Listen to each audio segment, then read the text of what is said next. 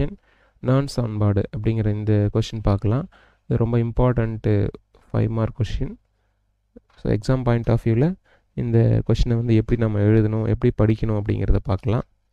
ஜென்ரலாக வந்து ஒரு செல் ரியாக்ஷன் எப்படி இருக்கும் அப்படின்னா x times of a y times of b இது ரெண்டும் சேர்ந்து நமக்கு வந்து ஒரு ஈக்லிபிரியமில் l டைம்ஸ் ஆஃப் cயும் அண்ட் m டைம்ஸ் ஆஃப் dயும் கிடைக்குதுன்னு வச்சுக்கலாம்.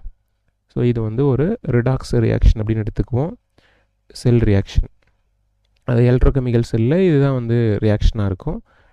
மின்வேதி மின்கலத்தில் ஆக்சிஜனேற்ற ஒடுக்க வினை அப்படின்னு இதை நம்ம சொல்லுவோம்.